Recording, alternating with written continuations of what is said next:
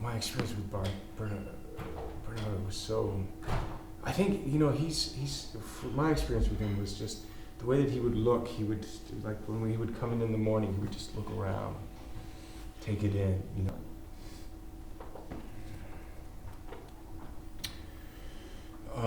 On the artistic side, I think it was developing the script. To tell the story, come up with a story to end the story here. This is obviously the focus of it, but control, in this challenge of being empowered. I mean, how long have you... Had some cappuccino. On an eye level with you, because they put you in a real throne. Yes, I have. I'm in a high chair. Hello, Mr. Reeves. Hello. Pleasure to meet you. Nice to meet you. Do you mind if I just mic you up quickly? Yeah, sure. So standing is probably best, and then I'm gonna go rather back. I think it's how I want to do this. Much using their force against you, or right? Yeah. Yes, that's right. Collaboration. Yeah, part of the idea, at least in this picture, is this transference of energy. But then he kind of sets his Tai Chi down and goes into power style. But then this is also part of the, yes, and yeah, just working with the actors because they makes everything better. And what was the challenges with shooting all the action scenes? Not enough days. Okay. You always want more days to be able to keep shooting them. But as a director, you can't go into your trailer. There's no isolating. I mean, there is when you're at home to think about things, to think about the next day's work. But as an actor, you are responsible for your role and your part in it. So it's different and the same in a weird way. So where did the inspiration come for this particular story? From Chen Hu. Yeah, he's a guy who has a master. He grew up. He was a Tai Chi champion who gets manipulated by me, the villain Donica, to get involved in an underground fight. And we follow him, kind of becoming from this innocent character to this very dark character. And it's a darn good kung fu movie. It's a simple story. A kid who's a delivery person. I imagine this wasn't the easiest to sell, a Chinese film with kung fu. Yeah, Man of Tai Chi. It was. Is that good? Just come over a little bit so you don't mind. There you go, that's better.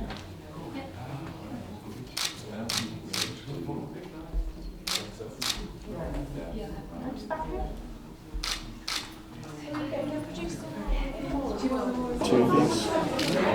And film can be a way of overcoming those big or.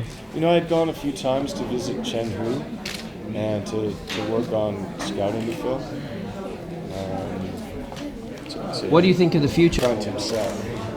Keanu, had you been obsessed with Chinese culture for the last 15, 20 years? Were you a big... your greatest enemy is your greatest teacher, that you learn from mistakes. And so he's also part of the energy or the drive.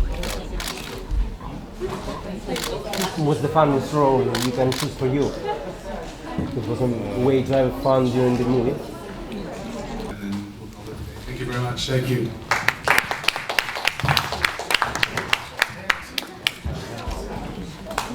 In your film, which uses also a new face, while it's a veteran people in the stunts, but he is just a newbie on the big screen. So are you concerned of the possibility that the new face on the big screen of your film as a leading actor would have negative cost on the box office?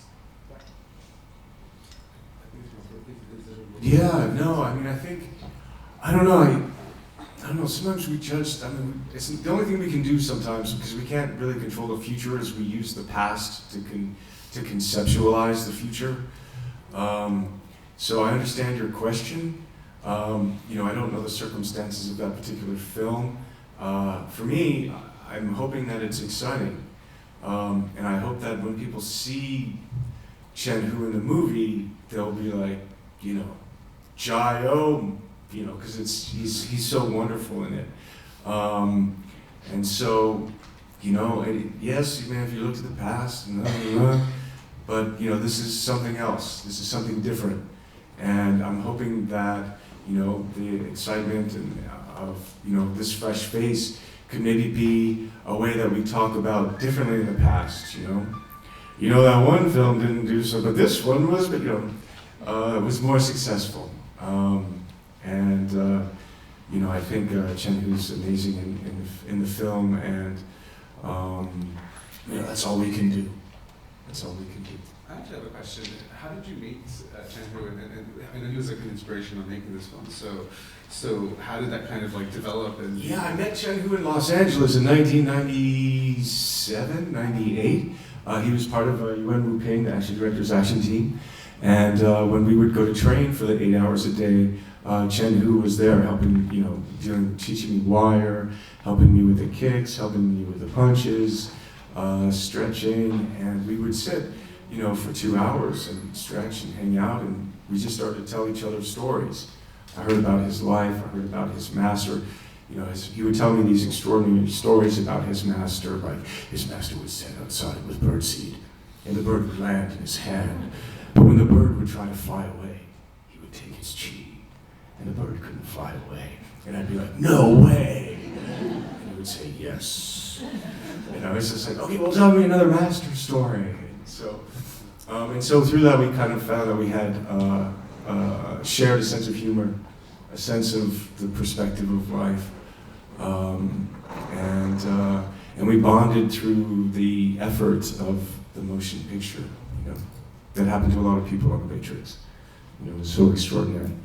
And now I got to, you know, I mean, he has over 11, you know, action sequences in the film. And, you know, doing Tai Chi, doing the fights. And, you know, he was pretty heroic. You know, all these people would come in strong, and by the end they were like, oh my God, Tai Chi shots broke in me. And, you know, and Tiger would be like, come on. And so it was just, I don't know, that's a little story. Anyway. later. Yeah, I have the question. The first directing film, do you already have, although it's not really finished yet, new project? Are you going to continue that being a director? I'd like to. You know, I just need to find a story to tell. You know, I don't have the story to tell. We've literally finished this film a couple of, you know, like what, 4 weeks ago, 3 weeks ago? A week and a half ago. Yes, a week and a half ago. So it's fresh. Yeah, I'd like to. I'd love to. I would hope to. I just, find that story. You used the word crazy, so what can you tell me why it's crazy, shooting in China, and all the production, and the secret of the things to I don't know, I guess every film has its madness. I mean, it was a multi-language crew. It was, we filmed for over 105 days.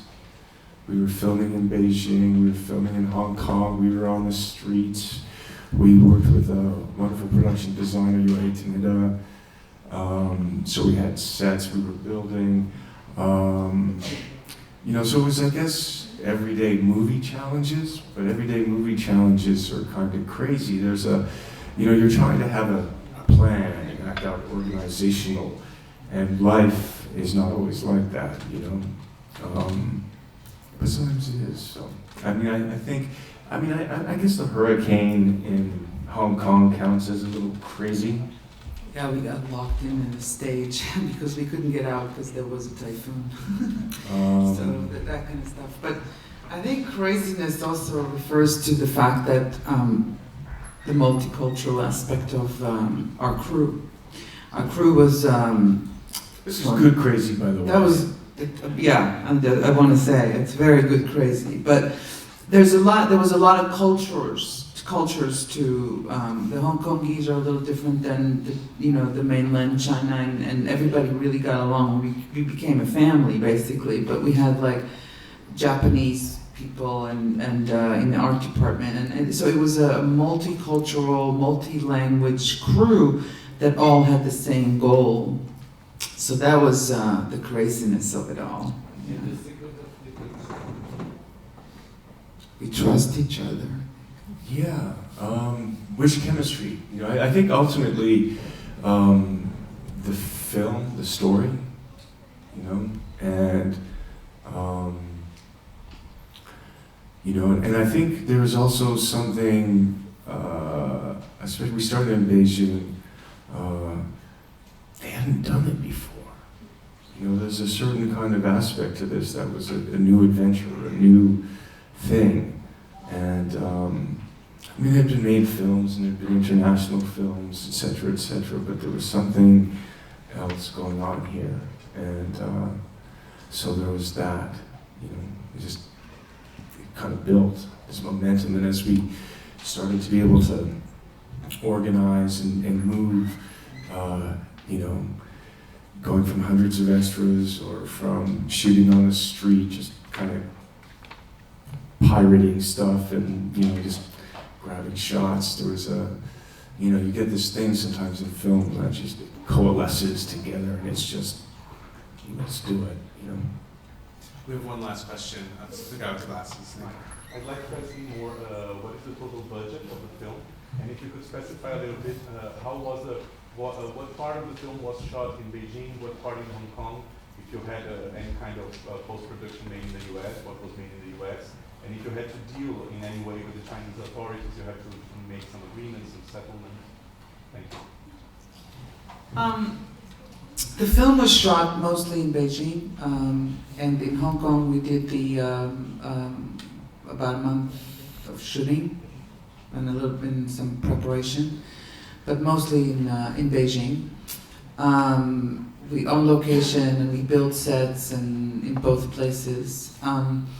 You know, one of the things that we did initially was determine that there's going to be a long preparation period, which is not common in China, but we had to do it simply because we needed to figure out our production formula in terms of how we're going to address things that we knew, we didn't know. So dealing with the authorities was actually, thankfully, due to our partners at China Film Group, they handled a lot of that, and I was just, you know, working with them. They had a great support for the film, so the government was very supportive of us through them, and so that was not. It was more really kind of figuring out the challenges of making the film that Keanu wanted to make the way we wanted to make it. So that required quite a bit of preparation. As far as I'd rather not get into like the budget thing, but it wasn't, you know, it was. Let me put it this way: there's never enough money to make the movie you want to make. How about that? All right, and there you have it. This is the Man of Tai Chi of the Chinese film industry on your shoulders, in addition to the excitement of, you know, your first directorial debut. So I just wonder how you're feeling about it. It was part of the reason that it's part of the hope of the story. You know, it's really part of the hope of the story. And I'm looking forward to it. Hopefully people will enjoy the film. You know, we did the best we could to do that, create a quality product, you know, but also tell, you know, the business side of it, you know, measures a certain kind of success. And then there's the personal side of it. And for me, I'm welcoming of that, you know, I really am. Really am. The guy in red. Good morning. So last year there was a film called Tai Chi made by Whitey Brothers, which was also a Kung Fu film in China. This does well at home, but also travels, and that really hasn't happened for them yet. So in a way, you have kind of, Keanu, not only is this your directorial debut, which brings a lot of anticipation and marks a big transition career. You say that doing that documentary and working with a wide variety of directors helped you when you stepped behind the camera? Yeah, absolutely. I mean, I think our life experiences are teachers to a certain extent, and our points of view, obviously. And working on side-by-side the documentary certainly helped me with becoming more familiar with digital, which is the way that we ended up shooting the film. Absolutely helped me be more familiar with that world. Also, previously I'd been working on a film called 47 Ronin digitally on 3D. So I was a little immersed in that, which really helped. I worked with a great cinematographer, Elliot Davis, who did the first Twilight film. He's done 4 Soderbergh films. He did Out of Sight, Catherine Hardwicke. So he understood action, but he was really, really interested in character. And he was a great cinematographer to have for a first-time director. That was one of the most fun parts of actually making the film, was just finding the shot, how to tell the story. And then, yeah, of course, working with all the directors I've worked with, I've been lucky to work with. So that helped as well, yeah. During the entire time of filming, Side by Side was just finishing up and post-production, and I kept saying, "We're right. It's all in your movie. It's all in Side by Side. What's happening to us now is what was in the documentary. Is fascinating." Okay. And what is the best teaching you had from this movie? The best teaching I had from this movie.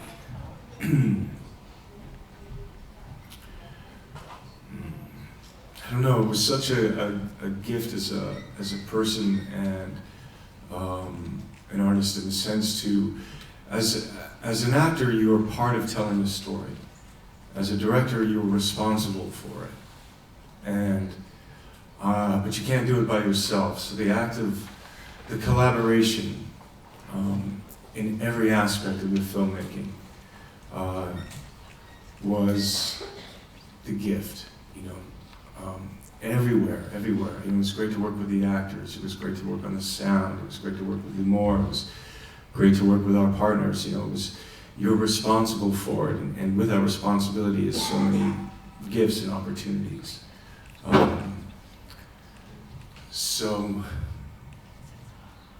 I would say that. It's so experiential, not to pick one thing, but I would say collaboration, to exchange with the other, to create something that comes from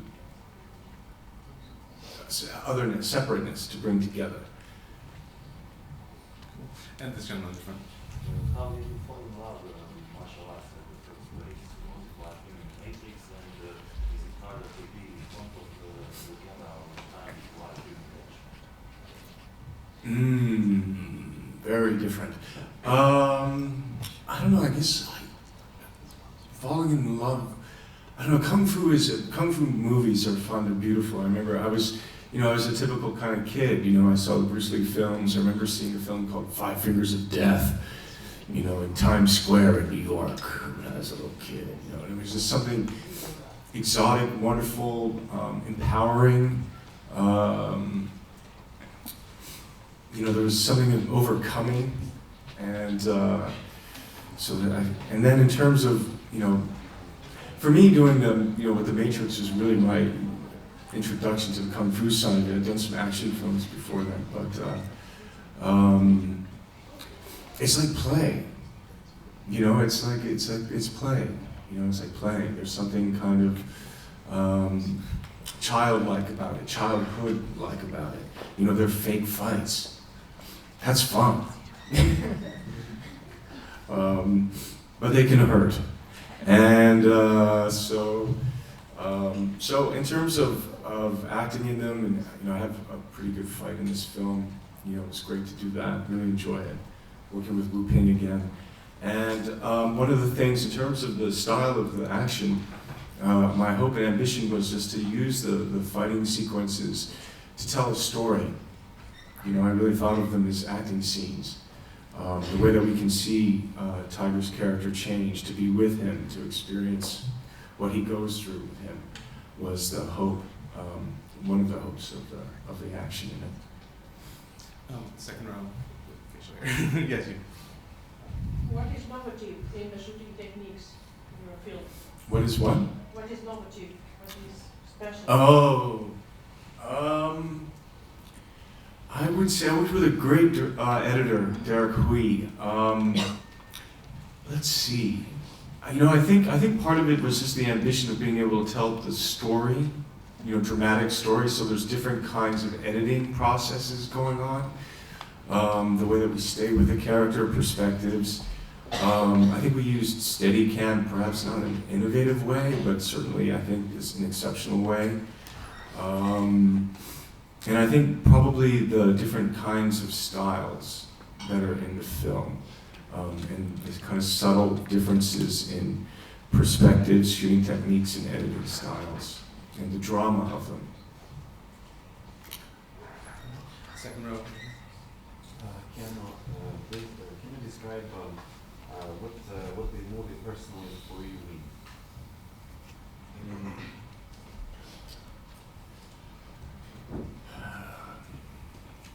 There's a lot going through my head when you ask me that question. And I would say ultimately it's about, I think that one level it's about, again, maybe perhaps collaboration, cooperation, maintaining tradition in a modern world, and the collaboration that we face sometimes as everything's moving forward. We sometimes forget and lose and destroy the past, culturally, you know, physically, internally. This story follows this young man through this challenge of maintaining an authentic self, a compassionate self in the world through the challenges and seductions of power. So I'm hoping that that can be the universal side of it, that, you know, when we face who we are and, you know, dealing with modern times in terms of what we have to survive in or what we have to do, that we hold on to and not necessarily compromise our better selves. Actually, the lady in red, I've skipped you a couple times, so if you have a question. Here. Yeah. I wonder if you see this as part of a kind of trend in cinema. I mean, do you think these kind of co-productions between China and America internationally are going to be the way forward? Do you think we're kind of striking a new path here? Sometimes we feel like that, you know. It's truly, certainly in China, this is really a true co-production, and Limor can speak more about that.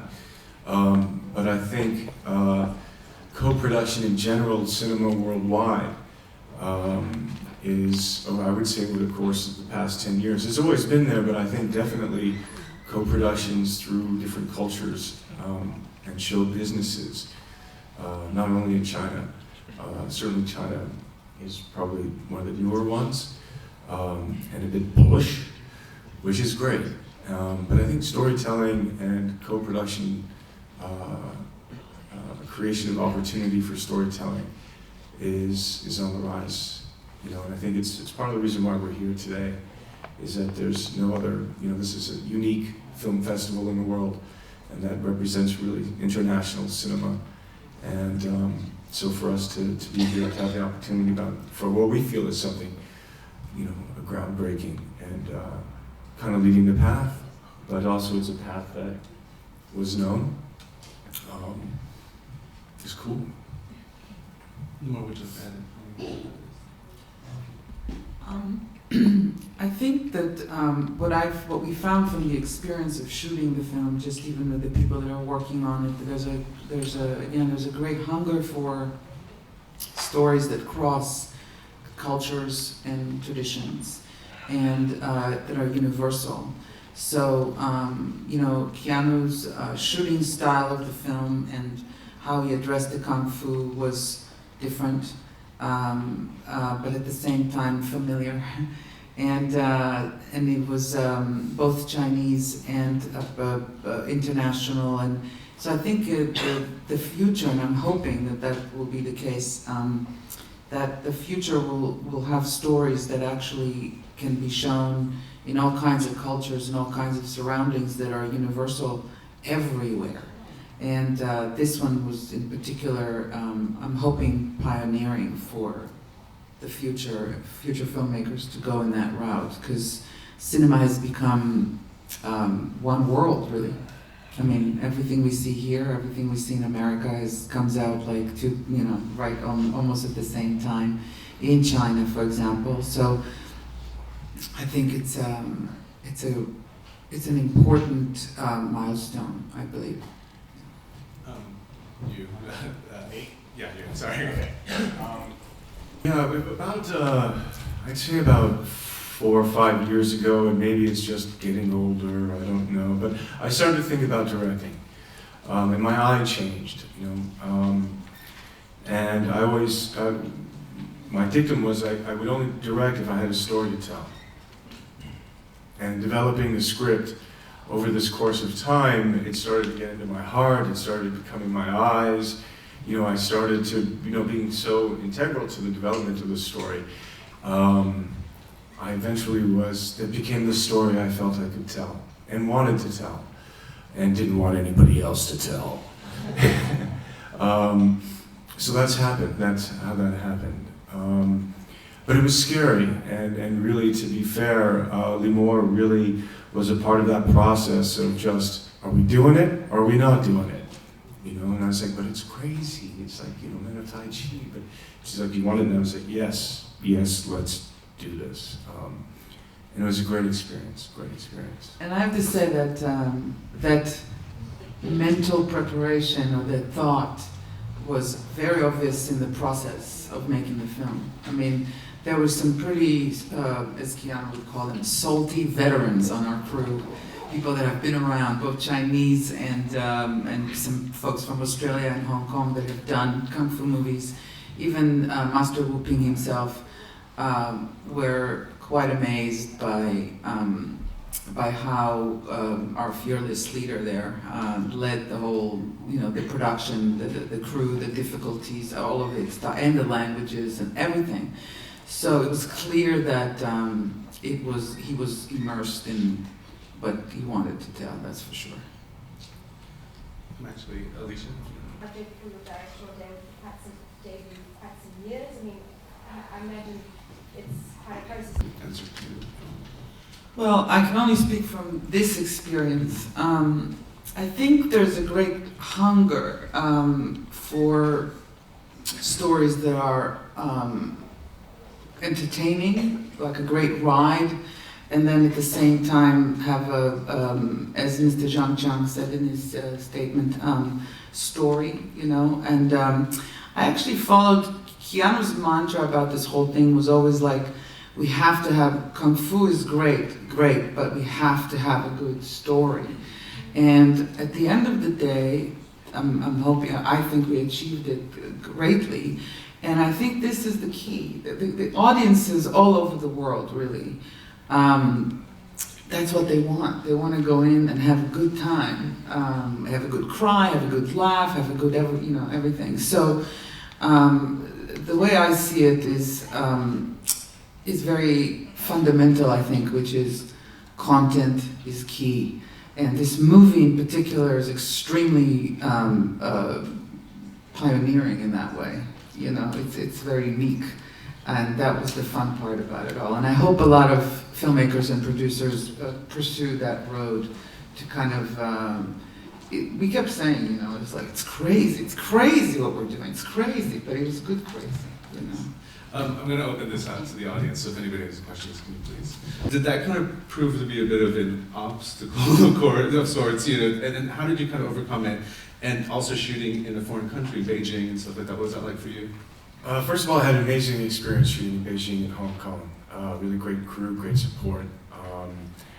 In terms of, when you asked me that question, are you talking about what was it like to work with Chinese actors, or to... Both, but also the fact that, Mandarin and Cantonese is not your mother tongue, so to direct in those languages too. Yeah, for me it was, I had to listen, and for me my process was very collaborative. I had some great support in terms of translators, and so for me, in terms of like casting or working on a scene, it was always a collaboration with the actor. If this was a scene with his parents, what was authentic here? Working with, you know, down to costume decisions with the actors, to script, and to playing the scene on one level. Chen Hu was, you know, the film was structured around him.